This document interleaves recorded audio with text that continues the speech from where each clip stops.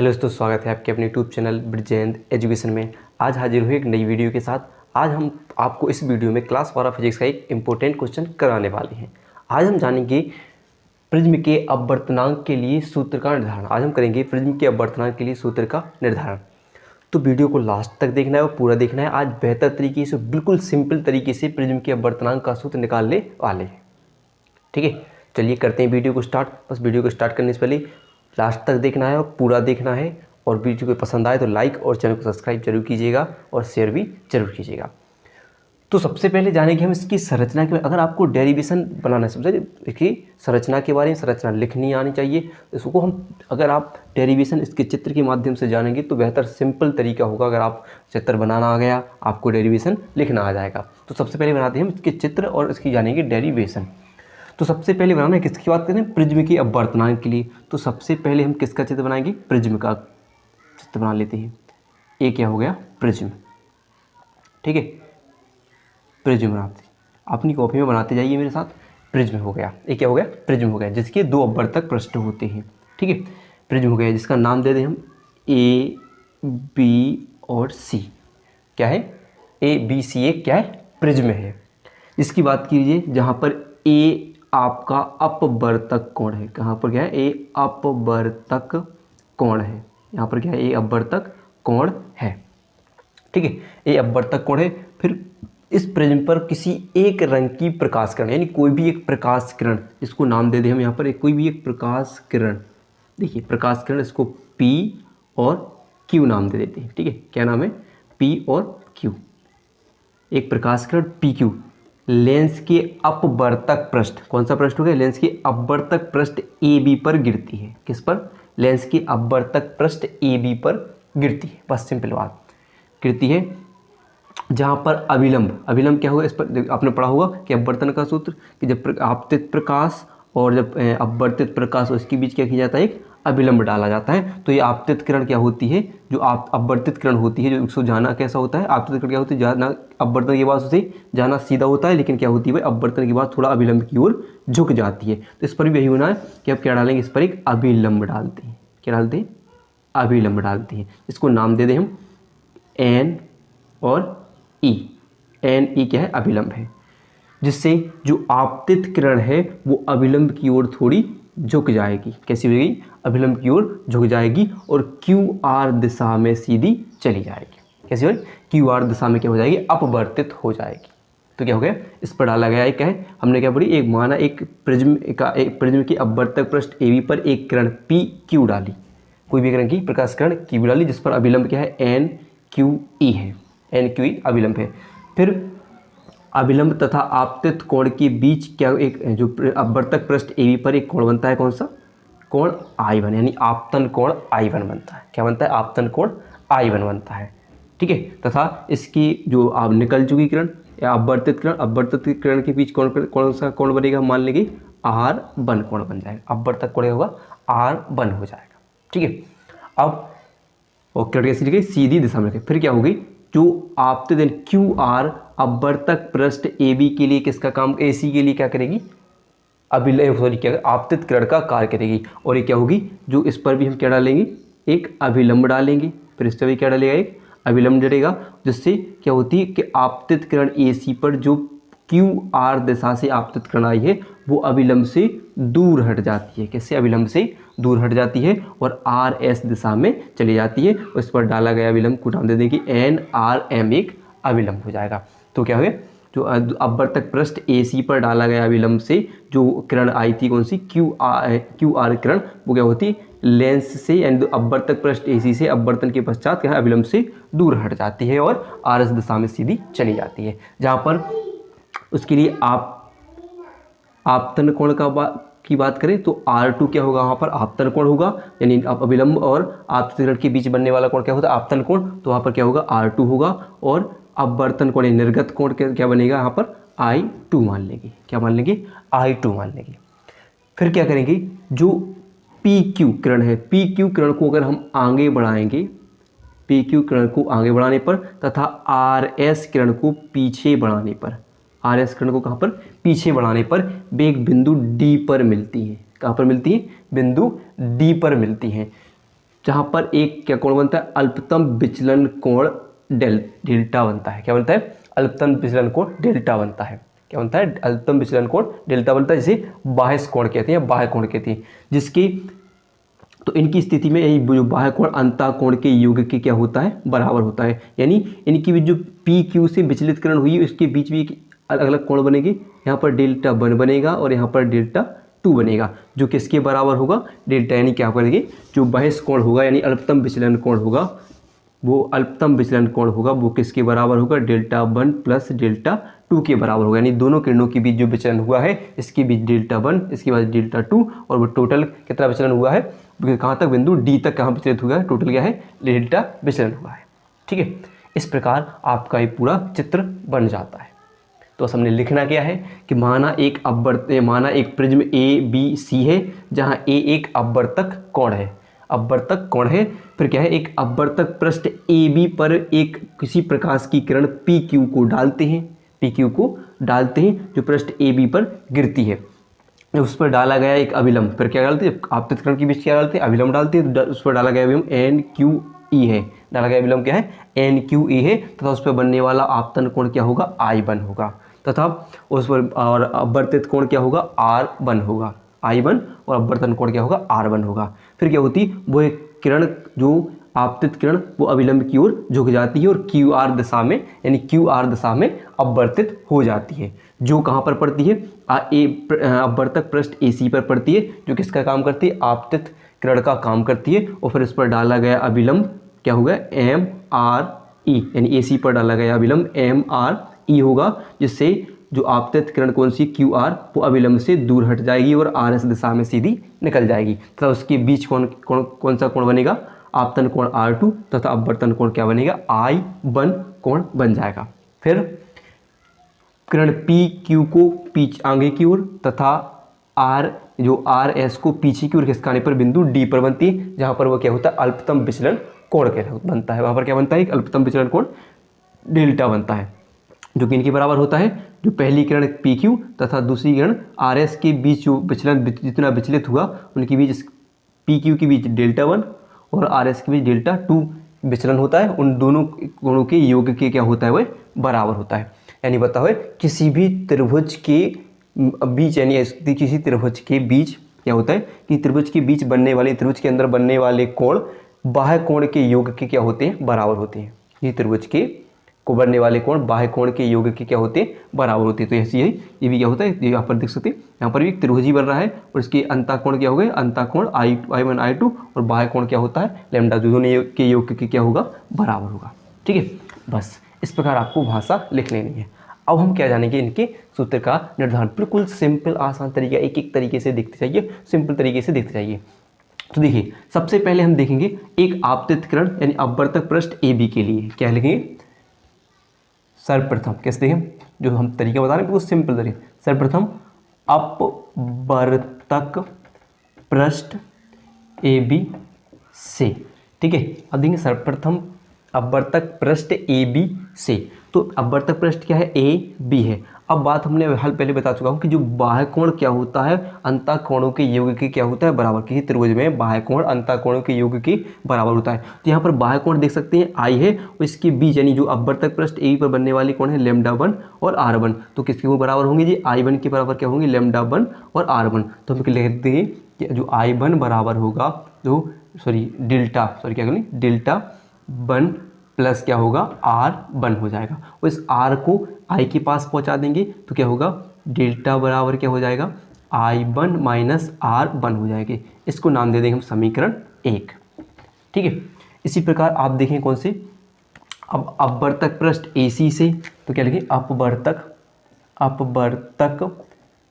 पृष्ठ AC से, अपवर्तक पृष्ठ AC, तो इस पर भी देख लीजिए बाह्य कोण क्या है, I2, अंतःकोण क्या है, डेल्टा 2 और R2, तो क्या लिखेंगे, I2 बराबर क्या हो जाएगा, डेल्टा 2 प्लस R2, और पहुँचाएंगे I2 के पास, R2 को पहुँचाएंगे I2 के पास, तो क्या हो जाएगा, डेल्टा 2 बराबर I2 माइनस R2 हो जाएगा। इसको नाम दे देंगे हम समीकरण 2 नाम दे देंगे। ठीक है, अब आपने पढ़ चुके हो कि अल्पतम विचलन कोण की स्थिति, जो बाह्य कोण क्या होता है, अंतःकोणीय अल्पतम विचलन कोण किसके बराबर है, अल्पतम विचलन कोण इनके बीच बड़ा अंतःकोणों के योग के बराबर है। तो कौन सी विचलन हो रहे थे, पहली प्रकरण के लिए डेल्टा 1, दूसरे किरण के लिए डेल्टा 2, दोनों का योग किसके बराबर है, डेल्टा के। तो हम क्या लेंगे, अल्पतम विचलन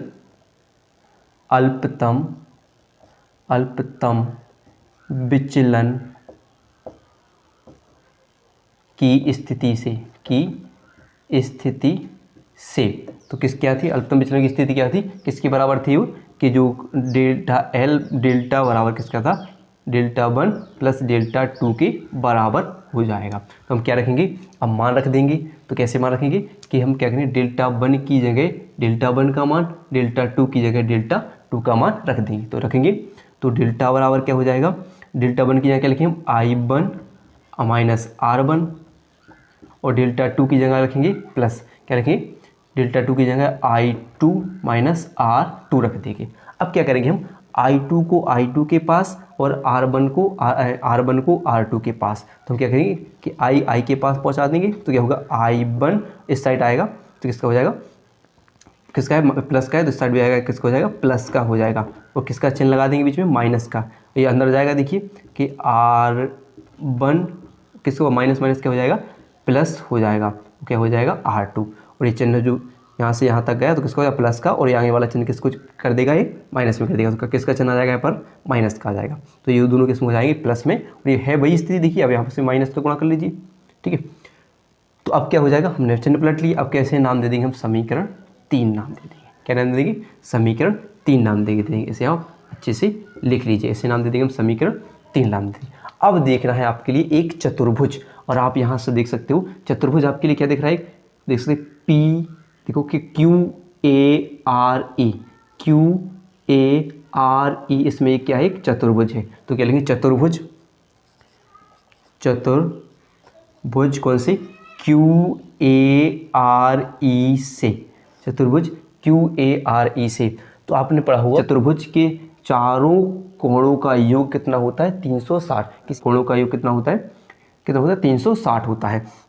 तो यहाँ पर देख लीजिए, यहाँ पर आपके लिए कोण दिख रहे होंगे। पहला कोण कौन सा है, Q, दूसरा कोण क्या है A, तीसरा कोण क्या है R, और चौथा कोण क्या है E। तो आप ऐसे लिखेंगे, यहाँ पर कोण Q plus A plus R plus E। और हमने क्या पढ़ा, किसी चतुर्भुज के चारों कोणों का योग कितना होता है, 360 अंश होता है। अब यहाँ पर देख लीजिए, आपको दिख रहा होगा Q, आपने पढ़ा होगा किसी एक समांतर किरण के बीच अगर अभिलंब डाला जाए तो उसके समांतर किरण पर डाले गए अभिलंब के कोणों का योग कितना होता है, 90 अंश होता है। सीधे साफ दे सकते हैं, कितनी, अभिलंब पर बनने वाला कोण कितने अंश का होता है, 90 अंश का होता है। तो यहाँ पर भी एक अभिलंब डाला है और भी कितने अंश का होगा, Q 90 अंश का। तो हम क्या लिख देंगे, 90 अंश प्लस, आपने पढ़ा होगा अपवर्तक कोण क्या होता है, A, तो कितने होता है, A। अपवर्तक कोण को क्या लिखते हैं, पहले ही बता चुका हूँ मैं कि यहाँ पर क्या है, कोण A एक अपवर्तक पृष्ठ है, तो अपवर्तक कोण है, तो कोण A क्या होगा, अपवर्तक कोण। यहाँ पर R पे भी देखिए हमने क्या डाला था, एक अभिलंब डाला था, तो भी कितने अंश का होगा, 90 अंश का होगा। तो भी किसने लिखेंगे, 90 अंश होगा। प्लस कोण E हम क्या करेंगे, निकाल लेंगे, और कितना होगा, 360। अब 90 कितने हो जाएंगे, 180 प्लस A प्लस कोण E बराबर कितने होंगे, 360। अब हम क्या करेंगे, जो 180 को इसके पास पहुंचा देंगे, तो क्या होगा, A प्लस कोण E बराबर 360 माइनस 180, कितने बचेंगे, 180 बचेंगे। और क्या हुए, कोण A को भी उसकी साइड पहुंचा देंगे तो माइनस का A बचेगा। तो अब इसके लिए हम यहाँ पर लिख लेंगे, इसको नाम दे देंगे समीकरण 4, ठीक है। अब हम इसको करते हैं थोड़ा साफ, और भी देखिए आगे। इतनी बात अगर आपको समझ में आई तो बिल्कुल वीडियो को लाइक कर दीजिएगा और चैनल को सब्सक्राइब जरूर करना ना भूलें, ठीक है। अब आप देखिए चतुर्भुज की कंडीशन हो गई। अब आपको देखना है, यहाँ पर एक त्रिभुज भी बनता हुआ दिख रहा हो आपके लिए। त्रिभुज ऐसे देखेंगे, QRE से, कैसे, QRE से। यहाँ पर क्या दिख रहा है, त्रिभुज है QREC से। तो आपने पढ़ा हो किसी त्रिभुज के कोणों का योग कितना होता है, 180 अंश। किसी त्रिभुज पर बनने वाले कोणों का योग कितना होता है, 180 अंश होता है। तो यहाँ पर देखिए कोण बन रहा है एक, यहाँ पर देखिए कोण एक R1 बन रहा है, बन रहा है कि नहीं, प्लस एक और देखिए R2 बन रहा है, प्लस एक क्या बन रहा है, मान लेंगे क्या है, E है, और बराबर कितने अंश के होंगे टोटल, 80 अंश का हो जाएगा। ठीक है, कितने होता है, 180 अंश का हो जाएगा। अब आप कहेंगे इसके लिए हम इसे ब्रैकेट में लिख दें और इसके लिए हम उस साइड भेज दें, तो मान लो क्या हो, पूरे को R1 + R2 को उठा के उस साइड भेज देंगे तो कोण E बराबर क्या हो जाएगा, 180 अंश, और हम दोनों को एक साथ में लिखकर उस साइड भेजेंगे तो R1 + R2 ही रहेंगे, और हम साथ में क्या चिन्ह ले लेंगे, माइनस का चिन्ह ले लेंगे। ठीक है तो वही चीज़, इसका माइनस का अंदर गुणा कर देंगे तो वही की वही हो जाएंगे। अब क्या करेंगे, अब देखेंगे समीकरण 4 से, समीकरण 4 से इसे नाम दे दिए आप समीकरण 5। समीकरण 4 से कोण E का मान, यहाँ पर देखिए कोण E का मान किस में रखने पर, समीकरण 5 में, समीकरण 5 में रखने पर, 5 में रखने पर, तो हम यहाँ पर रख देंगे। तो कोण E के क्या हो गया, 180 माइनस, देख सकते हैं 180 माइनस A बराबर क्या आता है, 180 माइनस R1 + R2 हो जाएगा। अब यहाँ पर देखिए अगर हम इसको 180 को इस साइड पहुँचाएंगे तो ये माइनस की हो जाएंगी, तो ये दोनों कट जाएंगी, और यहाँ पर माइनस का चिन्ह भी, माइनस का चिन्ह कट जाएगा। तो क्या बचेगा, A बराबर कितना बचेगा, R1 + R2 बचेगा, बचेगा कि नहीं। इसको नाम दे दिए समीकरण 6 नाम दे दीजिए। क्या नाम दे दिए, समीकरण 6 नाम दे दीजिए। अब एक बात ध्यान रखिए, अब हम इसको करते हैं साफ, अब इसकी कोई ज़रूरत है नहीं, तो अब इसे करते हैं थोड़ा साफ कर देते हैं। ठीक है,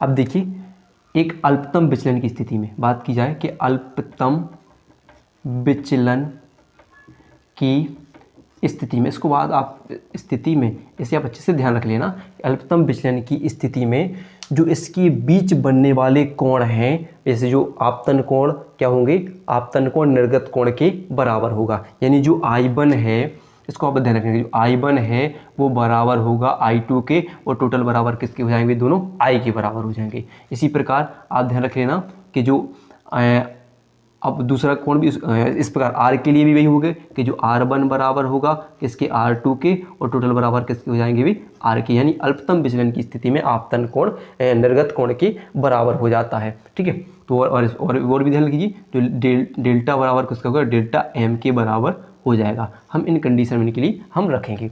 अगर आपने इसके लिए उतार लिया हो तो इसके लिए यहाँ पर हम लिख देते हैं, और भी देखिए अब क्या करें, हम यहाँ पर रख देते हैं, तो क्या होंगे, हम R1 R2 की जगह क्या लिखेंगे, हम क्या लिखेंगे, IRR, क्या लिखेंगे, RR, तो क्या होंगे, यहाँ पर देख लीजिए। अब हम क्या लिखेंगे, यहाँ पर रख दें, तो A बराबर क्या हो जाएगा, R1 की जगह उस R ही R रख दें, ये R + R, तो कितने हो जाएंगे, RR कितने हो जाएंगे, A बराबर कितने हो जाएंगे, 2R, RR कितने हो जाएंगे, 2R। और अगर हम इसे बना लें कैसे, जैसे कि अगर R बराबर बना लें, R बराबर क्या हो जाएगा आपका, 2 कहाँ चले जाएगा, A के नीचे, तो A बटे क्या हो जाएगा, 2, तो A बन जाएगा एक समीकरण, तो इसे भी नाम देना आप समीकरण 7 नाम दें। अब समीकरण देते जाइए ना, आपके लिए आसानी होगी। तो अब हम क्या करेंगे, अब देख लीजिए, आप थोड़ा सा यहाँ पर हम साफ करते हैं और आपके लिए थोड़ा यहाँ पर बताते हैं। और ठीक है, अब आपको क्या करना है, जो अभी हाल हमने जो मान बनाए हैं आप देख सकते हो। अब क्या है, समीकरण पहुँच जाइए अपनी समीकरण 3 पर, तो क्या लिखेंगे, अब समीकरण 3 से, अब समीकरण 3 पर अभी हाल आपने पढ़ा है, आप क्या लिखें कि डेल्टा बराबर I1 I2, क्या लिखें अब, I1 + I2 माइनस क्या हो जाएगा, माइनस R1 + R2 बराबर क्या होता है, अभी हाल देखा पे R1 + R2 बराबर क्या होता है, A, तो क्या लिखें,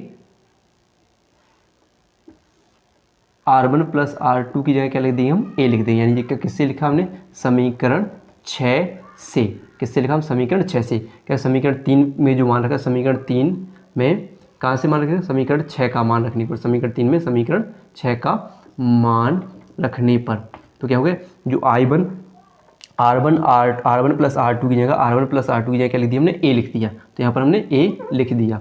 अब क्या करेंगे, आपने अभी हाल एक चीज़ और पढ़ ली है कि जो यहाँ पर I1 और I2 होगा, वहाँ पर हम क्या लिख सकते हैं, I लिख सकते हैं। तो ये भी क्या होगा, यहाँ पर भी I लिखेंगे, यहाँ पर भी I लिखेंगे, तो कितने हो जाएंगे, 2I हो जाएंगे, ABI कितने हो जाएंगे, 2I माइनस क्या होगा, A। अब क्या करेंगे, आप A के लिए किसके पास पहुँचा दें, लैम्डा के, जो डेल्टा की जगह पहुँचा दें। ठीक है, तो डेल्टा की जगह पहुँचाएंगे आप, तो अब डेल्टा को हम क्या लिख सकते हैं, डेल्टा M, तो क्या हो जाएगा कि 2I बराबर डेल्टा M इस साइड आएगा इसके पास, तो क्या हो जाएगा प्लस का ए हो जाएगा। और आई बराबर क्या होगा, डेल्टा एम प्लस ए बटे 2 कहाँ चला जाएगा, नीचे, तो इसे नाम दे दीजिए समीकरण 8। ठीक है, समीकरण 8 दे दीजिए। बस अब आपने स्नेल का नियम तो पढ़ा होगा, अब आपको समीकरण 7 और समीकरण 8 के मान स्नेल के नियम में रख देने। तो अब यहाँ पर करते हैं साफ, और आप बस वीडियो को लाइक ज़रूर लीजिए, लाइक करना बिल्कुल ना भूलें, बहुत मेहनत लगती है वीडियो बनाने में। ठीक है, तो यहाँ पर देखते हैं अब तब क्या करेंगे। देखिए आप क्या करेंगे, स्नेल के नियम से, स्नेल के नियम से, किससे, स्नेल के नियम से। स्नेल का नियम क्या होता है, साइन आई बटे साइन आर बराबर 1 बटे यानी 1n2, यानी माध्यम 1 के सापेक्ष माध्यम 2 का अपवर्तनांक लिख देते हैं। तो हम क्या करेंगे, समीकरण 7 व 8 का मान किसने के रखने पर, स्नेल के नियम में रखने पर। तो क्या है, समीकरण 7 व 8 के मान रखने पर। ठीक है, तो हम रखें आई की जगह क्या लिखें हम, साइन आई की जगह क्या लिखें हम, देख सकते हैं डेल्टा एम प्लस ए बटे 2, क्या लिखेंगे, डेल्टा एम प्लस ए बटे 2, और क्या लिखेंगे बटे साइन आर की जगह क्या लिखें, साइन आर की जगह क्या लिखें, आर की जगह में समीकरण 7 से, तो देखिए ए बटे 2, और ए आप जानते हो बराबर किसके हो जाएगा, आप देख सकते हो एन के, यानी 1n2, यानी आप एन भी लिख सकते हो, अपवर्तनांक एन के पदों में डायरेक्ट एन भी आप यहाँ पर लिख सकते हो। तो एन बराबर क्या हो जाता है, साइन आई बटे साइन आर। तो क्या होगा अपवर्तनांक के पदों में, एन बराबर साइन डेल्टा प्लस ए बटे 2 और साइन ए बटे 2। आप बात की जाए कि जहाँ पर, और बात की जाए जहाँ पर ए, जहाँ पर आपका क्या होगा, एन हो जाएगा अपवर्तनांक, और जो डेल्टा एम होगा वो होगा विचलन कोण, अल्पतम विचलन कोण हो जाएगा। ठीक है, और ए क्या होगा आपका, प्रिज्म कोण हो जाएगा, प्रिज्म कोण हो जाएगा। ठीक है, हो जाएगा। ठीक है, अब एक कंडीशन और देख लीजिए, एक कंडीशन और, अगर बात की जाए कि प्रिज्म यानी पतले प्रिज्म के लिए अल्पतम विचलन, ठीक है, पतली प्रिज्म के लिए विचलन की बात की जाए, अल्पतम विचलन की बात की जाए, तो प्रिज्म कैसा है, बिल्कुल पतला है। तो पतले प्रिज्म के लिए जो ज्या का मान होता है, यानी साइन का मान, प्रिज्म क्या है, पतला है, तो ज्या का मान यानी साइन का मान बिल्कुल हटा देते हैं, तो सिर्फ बचेगा क्या, यानी प्रिज्म बिल्कुल छोटा है, पतला विचलन क्या है, बिल्कुल अल्पतम विचलन कौन है, प्रिज्म कैसा है, पतला है, जिसके लिए हम क्या करें, साइन के मान हटा देंगे। तो क्या बचेगा कि साइन हटाने पर क्या बचेगा, आप देख सकते हो कि जो n बराबर क्या बचेगा, केवल डेल्टा एम प्लस ए बटे 2, और क्या बचेगा आपका a बटे 2 बचेगा, और 2 से 2 क्या हो जाएगा आपकी कैंसिल। तो क्या बचेगा आपका n बराबर डेल्टा एम प्लस ए बटे क्या बचेगा a, और हम क्या करेंगे, तिर्यक गुणा कर देंगे, तो इसमें इसका गुणा हो जाएगा। तो क्या हो जाएगा, आप देख सकते हो कि एन ए हो जाएगा बराबर क्या होगा, डेल्टा एम प्लस ए, और ए को भी हम इस साइड पहुंचा देंगे, तो क्या हो जाएगा आपका लेमडा एम बराबर हो जाएगा एन ए माइनस ए, और हम इसमें से ए ले लेंगे हम कॉमन, तो लेमडा डेल्टा एम बराबर क्या होगा, ए कॉमन ले लेंगे, तो अंदर क्या बचेगा एन माइनस ए। ऐसे लिखते हैं कि आप लिख देंगे कैसे कि एन माइनस ए, और यहाँ पर क्या बचेगा, ए बचेगा, एक हमने कॉमन ले लिया, तो यहाँ बाहर आ जाएगा ए। तो ये किसके लिए हो जाएगा, जब प्रिज्म कैसा हो, पतला, जिसके लिए अल्पतम विचलन कोण की स्थिति में हम उसे लिख सकते हैं। तो आप ये सूत्र निकाल सकते हो। अगर वीडियो पसंद आई हो तो वीडियो को लाइक और चैनल को सब्सक्राइब करना ना भूलें।